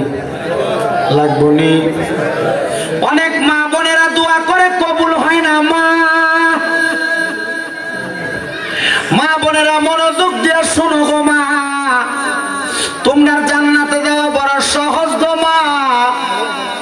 আল্লাহর নবী শিখিয়ে দেয়, কোন মহিলা যদি 4 কাম করে জান্নাতি। কয় কাম? নবী গো 4 কাম কি? নবী কয় 1 নাম্বার কোন মহিলা যদি পর্দা করে, 2 নাম্বার কোন মহিলা নামাজ পড়ে 5 ওয়াক্ত, 3 নাম্বার কোন মহিলা রোজা রাখে, 4 নাম্বার কোন মহিলা যদি স্বামীর আদেশ অমান্য না করে। তাহলে এই মহিলার জান্নাত একবারে সহজ। এ মহিলার চাইতে বড় আল্লাহর ওলি দুনিয়াত নাই। মারহাবা কোন, মারহাবা কোন। মা গো মা, নামাজ পড়ো, পর্দা করো, রোজা রাখো, কিন্তু জামাই যদি অন্য কোন কথা একটু থেকে একটু টের বেটের একটা দমক দাও, জামাইয়ের কথাটার মানো না, আল্লাহর কসম তোমার নামাজ কামে লাগতো না, রোজা কামে লাগতো না। লাগবো না? না, কথা বলে না, মনে রাখো। দিনের বেলা ঝগড়া করে রাত্রেবেলা অন্যদিকে মুখ ফিরে রাখে। অন্যদিন বাচ্চা থাকতো এক পাশে, জামাই বউ এক লগে ঘুমাইতো, যেদিন ঝগড়া হয় দিন বাচ্চা মাঝখানে। অন্যদিন কি তো আপনার কষ্ট হইতেছে, এবার আপনার কই যা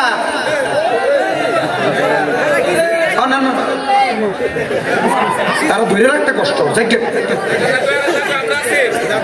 আমরা আছে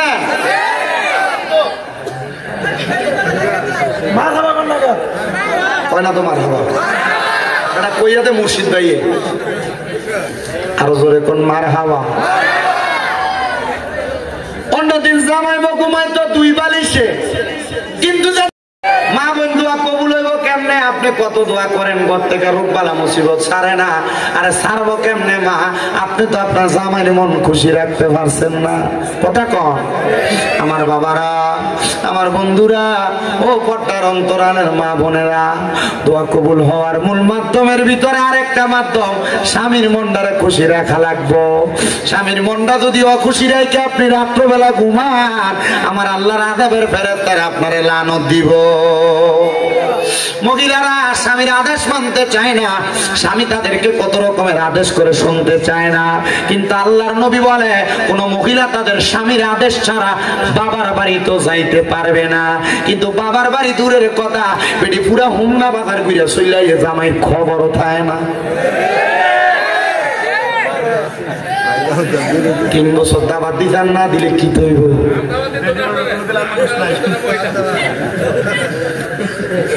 কষ্ট দিতেছে আপনারা। এ মা,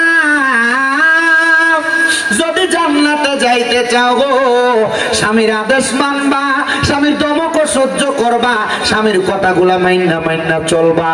আমার নবী কয়, এক একটা মহিলাকে আমি নবী পানির সাথে তুলনা করলাম। নবী গো কেন? বলে পাথরের সাথে তুলনা করি নাই। নবী গো কেন কেন কেন? বলে পাথর যেই কোনো জায়গায় রাখা যায় না, কিন্তু পানিকে যেই পাত্রে রাখবা সেই পাত্রের মধ্যে থাকবে। একটা মহিলা যদি পানির মতো হইয়া যায়, ওই মহিলা সংসারে কোনোদিন অশান্তি হবে না, ওই মহিলা কোনোদিন সাংসারিক জীবনে অশান্তি পাবে না, ওই মহিলা কোনোদিন তার পারিবারিক ভাবে অশান্তি পাবে না।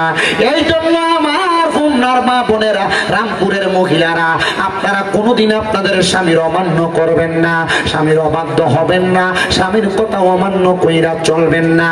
দেখবেন গো মা, শান্তির অভাব হবে না। কিন্তু অনেক মহিলারা কই হুজুর স্বামীরে মানতাম কেমনে? বেড়া সিগারেট খেয়ে বাড়িতে আসে, বিড়ি খেয়ে বাড়িতে আসে, হুজুর বাথরুমের গুয়ের গন্ধ এত ভালো লাগে, জামাইয়ের মুখের সিগারেটের গন্ধ এর চাইতে আরো দুর্গন্ধ। তখন আর এই বেডির আর জামাইরে ভাল লাগে না, সুইটারে ভাল লাগে। কথা কয় না?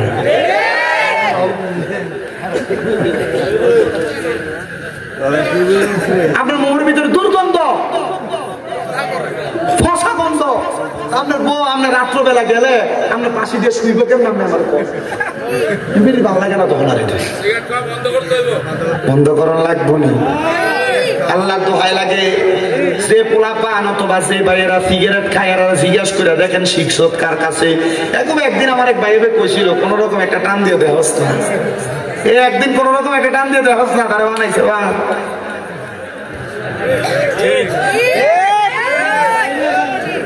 এমন বন্ধু পরিত্যাগ করো যে বন্ধু তোমার সিগারেট খানা শিখায়, যে বন্ধু তোমার নেশা করা শিখায়, যে বন্ধু তোমার মানুষের হক খাওয়া শিখায়, গান শিখায়, বত্তা খাওয়ানোর নাম দিয়ে মানুষের কাছে মূলা চুরি শিখায়।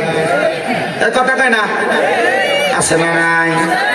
এই জন্য বাবা, বন্ধুরা, ভাইরা, আপনাদের কাছে আমার করজোড়ে আবদার, আপনার পরিবারে শান্তি করতে চাইলে শুধু মহিলাদেরকে দোষ দিলে চলবে না। মাঝে মাঝে আপনারা আপনাদের নিজের দোষের কত চিন্তা করবেন। দোয়া কেন কবুল হয় না? কত দোয়া মসজিদে বেড়ারা করে, কত দোয়া মহিলারা আবার তাদের ঘরের মধ্যে করে। এরে বাবা, দোয়া কবুল হওয়ার আরেকটা মাধ্যম আছে। জামাই বউ এক লগে যদি নফল নামাজ পড়া দোয়া করতে পারে, আমার আল্লাহ তাআলা তাদের দোয়া ফিরায় না। জামাই বউ কেমনে দোয়া করলে দোয়া ফিরায় না? এক লগে পড়লে আল্লাহ তাআলা দোয়া ফিরায়। আচ্ছা, অনেক চিন্তা করতেছে আমি ভাই যে বলে কম কেমনে নামাজের কথা, আমি নিজ ঐদ্য করি কথা কন।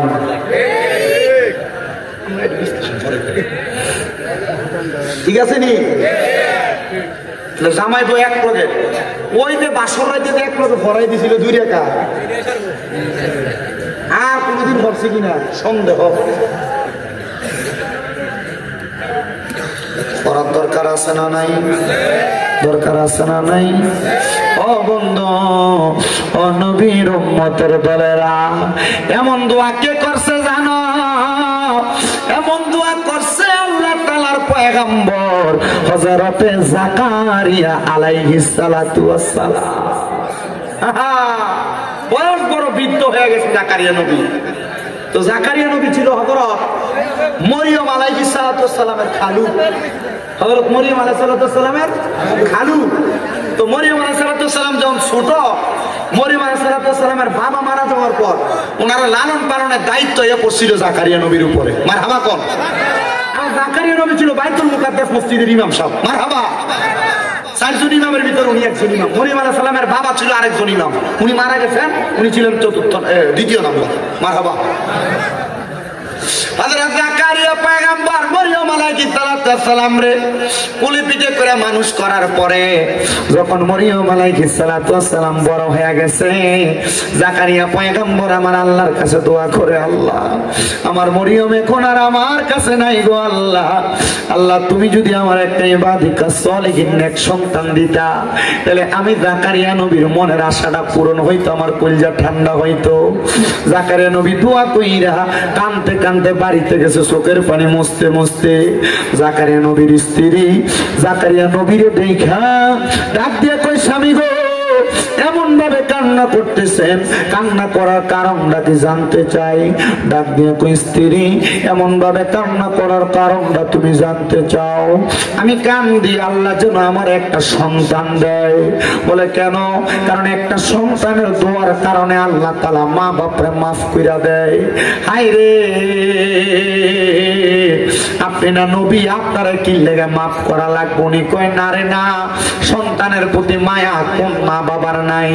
অনেক পোলাপান মনে করে মা বাপ সন্তানকে বেশি বেশি এখানে সেখানে গেলে বারবার ফোন দিয়া দিয়া কয় তাড়াতাড়ি বাড়িতে আয়। এটা এমনি কয় না রে, মা বাপ চিন্তা করে পুত্রানি ওই জায়গায় বেশিক্ষণ থাকলে কোনো বিপদ হয়ে যায়, পুত্রানি ওই জায়গার মধ্যে বেশিক্ষণ থাকলে কোনো বিপদে পড়া যায়।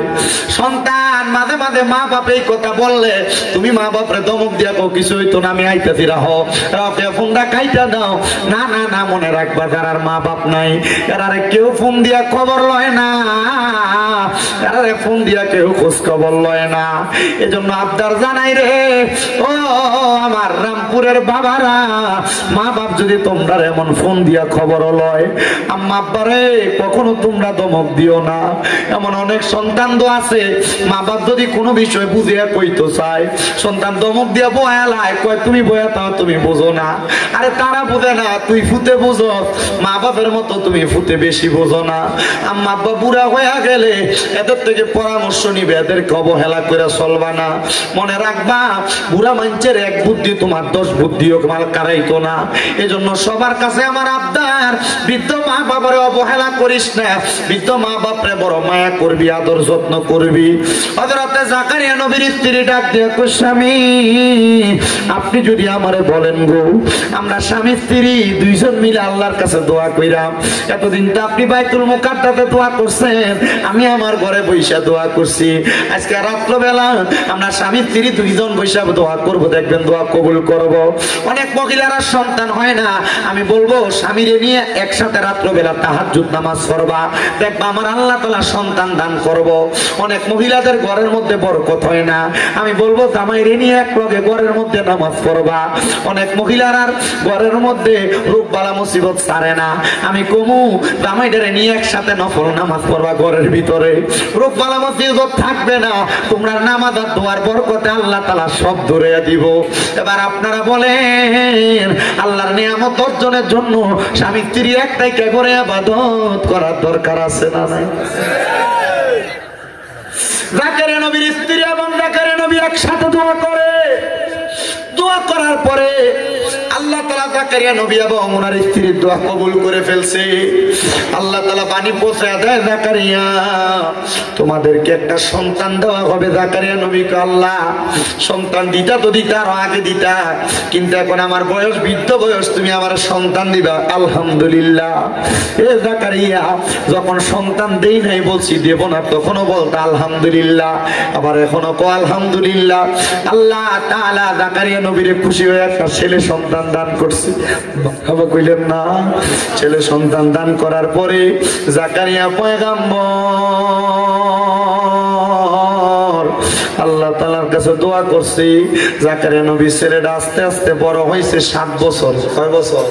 জাকারিয়া নবীর ঘর দুইটা, একটা ইবাদতখানা আর একটা হলো আলাদা সাইডের মধ্যে ইবাদতের জায়গা, একটা ইবাদতখানা আর একটা নিজে থাকার জায়গা। জাকারিয়া নবী বলে সন্তানের 7 বছর বয়স, আমি আমার থাকার ঘরের মধ্য থেকে রাত্রবেলা বের হওয়ার পর রাতে আর ঘরে যাই নাই, আমি আমার ইবাদতখানার মধ্যে ইবাদত করতে করতে সময় কাটিয়ে দিছি। দেখবেন সকালবেলা ঘুম থেকে ওইটা সন্তানেরা বাবারে না দেখলে মাঝে মাঝে কান্দে। ছোট মানুষ কান্দে না, কান্না করে। তো জাকারিয়া নবীর সন্তান ঘুম থেকে জাগ্রত হইয়া জাকারিয়া নবীর সন্তানও কান্দে, মা আব্বাজান কোথায়? মা জননী দেখা দিতে তোমার আব্বাজান ওই ঘরের মধ্যে। এবার মা জননীর কথা শুনি না 7 বছরের ছেলে হাঁটতে হাঁটতে ঘরের মধ্যে প্রবেশ করলেন। এবার জাকারিয়া নবীর সন্তান জাকারিয়া নবীর কাছে যা দেখতেছে ওই ঘরের মধ্যে জাকারিয়া নবী নামাজের সেজদার মধ্যে মাথা ফালাইয়া রাখছে। সন্তান জাকারিয়া নবীর বাবরি কাটা চুলগুলার মধ্যে, ছোট মানুষ তো বোঝে না, তুই আলগি দিয়া তুলছে আর তাকে দেখে জাকারিয়া নবীর চোখগুলা বড় বড় লাল হইয়া গেছে আর চোখগুলা দিয়া বায়া বায়া পানি পড়তাছে। ছেলে জিগায় আব্বা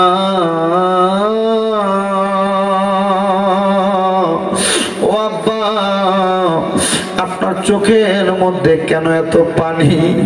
জাকারিয়া নবী কান্দে, হাত ডাক দিয়া কয় বাবা, কবর এমন একটা মারাত্মক জায়গা রে, ওই কবরের পরে হাসর, মিজান, ফুলসিরাত, তিনটা জায়গা আছে জান্নাতের আগে।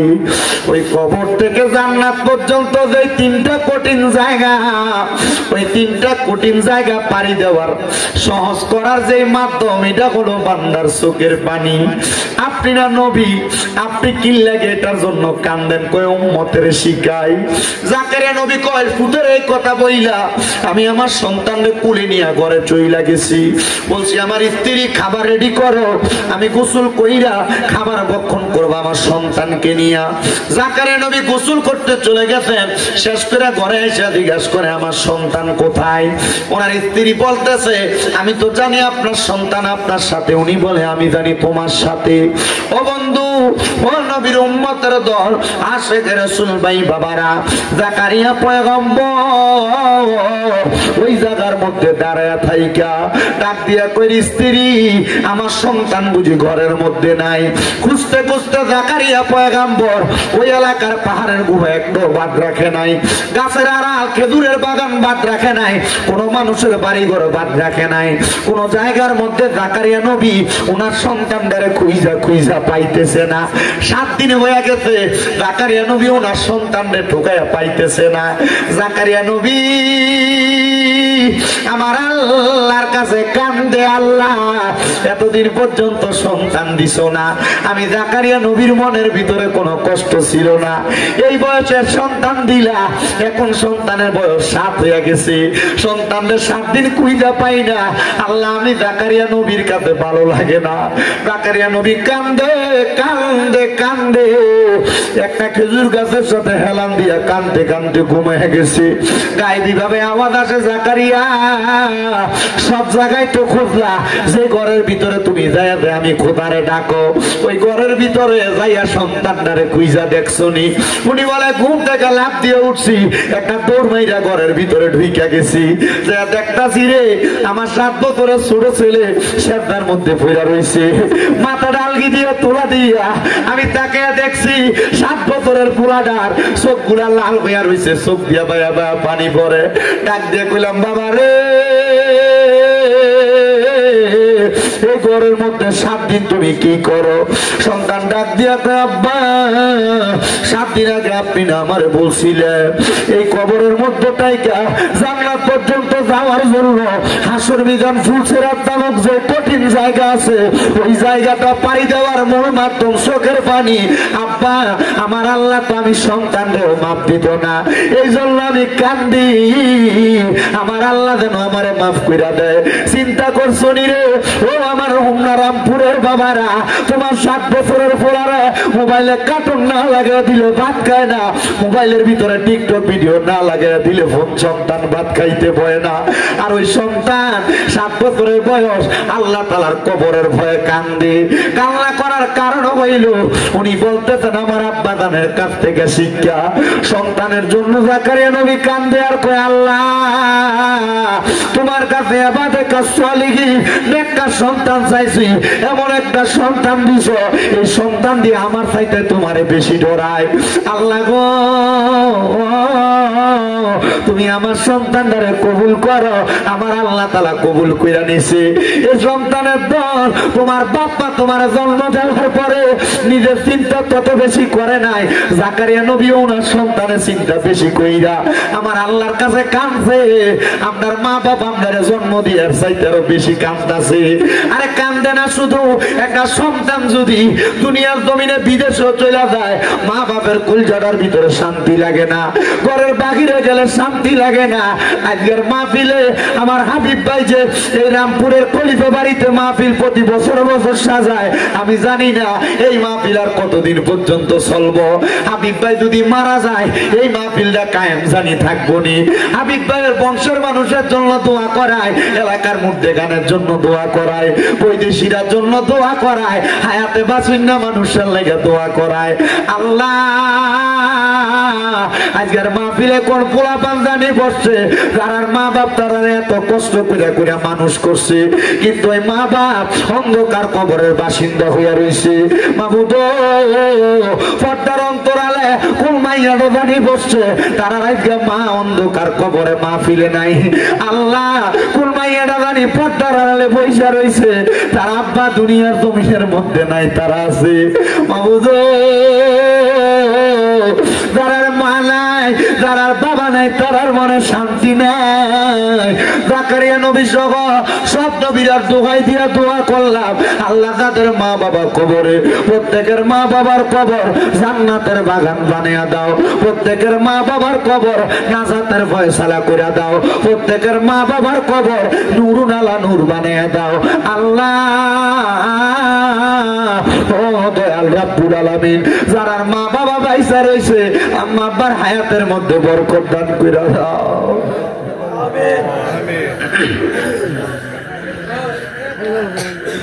হে আমার কুমিল্লা হোমনার রামপুরের বাবা, যদি কেউ ওই মা বাপরে কষ্ট দিয়া থাকো, আল্লাহর দোহাই আমি সব মাহফিলে কই তারার কাছে দেয়া মাফ চাইবা, নচেত আমার ওয়াজ শুনা তোমার কোনো লাভ নাই।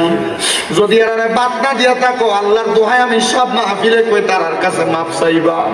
এরারে বাদনা দিয়া ওয়াজ মাহফিল শুনলে কোনো লাভ হবে না। অনেক মহিলারা শ্বশুর শাশুড়িরে কষ্ট দেয়, মনে রাখবা গো মা, যতদিন শ্বশুর শাশুড়িরে মা বাবার মতো মনে না করবা, শান্তি পাইবা না। আল্লাহ ও দয়াল আল্লাহ, আমরা প্রত্যেকের দোয়া কবুল কইরা নাও, আমরা প্রত্যেকের দোয়া কবুল কইরা নাও, আমরা প্রত্যেকের দোয়া কবুল কইরা নাও। আল্লাহ জাকারিয়া নবীর সন্তান যেমন ভাবে কান্নাকাটি করছি, মাবুদ রে ও দয়াল আল্লাহ, আমাদের সবাইকে ওই কবরের কথা চিন্তা কইরা কইরা কান্না করার তৌফিক দান করো। এ কান্দো রে বাবা কান্দো, কেন জাননি? আমার নবী কয়, দুনিয়াতে যেই ব্যক্তি দৈনিক মাত্র 20 বার মরণের কথা স্মরণ করবে, ওই ব্যক্তি যদি ওই দিন মারা যায়, আমার আল্লাহ তারে শহীদের মর্যাদা দিয়া দেয়, আমার আল্লাহ তারে শহীদের মর্যাদা দিয়া দেয়। আল্লাহ দুনিয়ার জমিনের মধ্যে আমাদেরকে মরণের প্রস্তুতি নেওয়ার তৌফিক দান করো। শ্বশুর বাড়িতে যাও, মিষ্টি নিয়ে যাও, ফল ফ্রুট নিয়ে যাও, কিন্তু একবার চিন্তা করো, ওই কবরের বাড়ির মধ্যে যে যাইবা, কি সামান রেডি করছো? কবরেরও তো কিছু সামানের দরকার আছে রে আব্বা। আমি আগেই বলছিলাম, কবরের সামান হইলো ঈমান আর আমল, এগুলা নিতে পারবা, কবরের শান্তি পাইবা।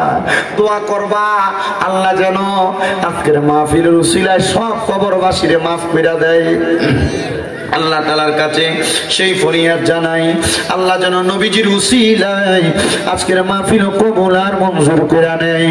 আসলেন নবী এই দরাতে রহমত বরকত নিয়ে, চলুন সবাই তাজিমে সালাম দেই ওই নবীর। ইয়া নবী ইয়া রাসূলুল্লাহ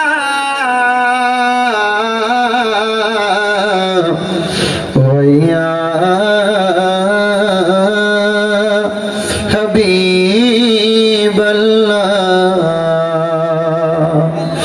দয়াল নবী গো, নবীজি আপনার দিদার যদি একেবারে পাইতাম, আপনার কদম ধরে চুমিতাম, বলিতাম মনে বেদনা, চুমিতাম আপনার ওয়াজা। ইয়া নবী, সবাই কাতার করুন। ইয়া রাসূল সালাম, ইয়া হাবিব সালাম আলাইকা সালাতুল্লাহ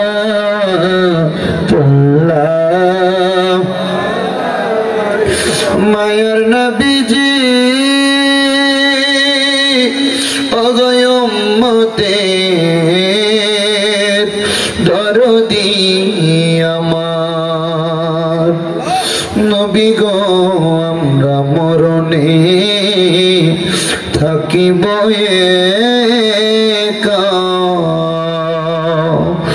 আমরা কবরে যাই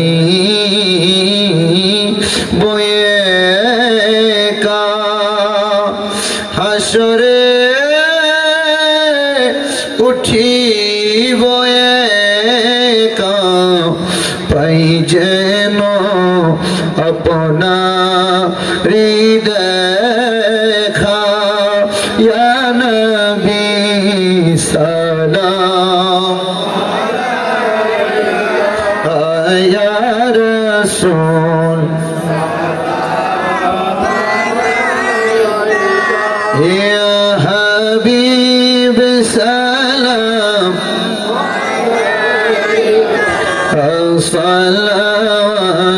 সালাতুল্লাহ আলে নবী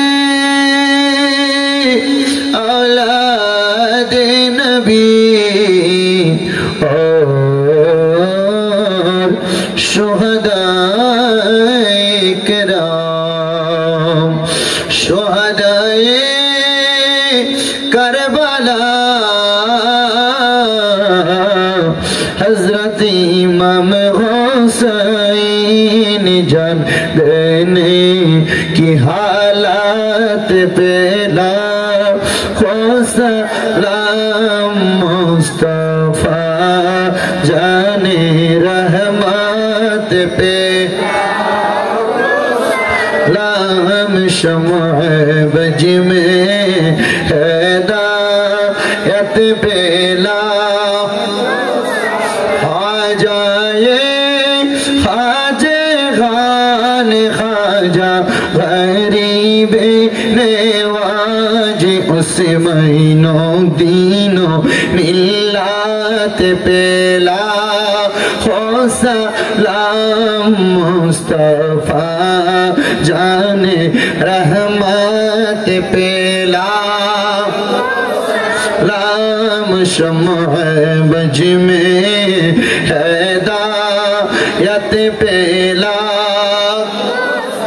या पाके पंजातन लाखो सलाम या पाके पंजातन लाखो सलाम या पाक पंजातन लाखो सलाम या पाके पंजातन लाखो सलाम या हसन शाह हुसैन लाखो सलाम या हसन शाह हुसैन लाखो सलाम करबलार कुरबानी शरण करो प्राण भरे सकले नामाज पढ़ो बलागल उला बिकमालिही।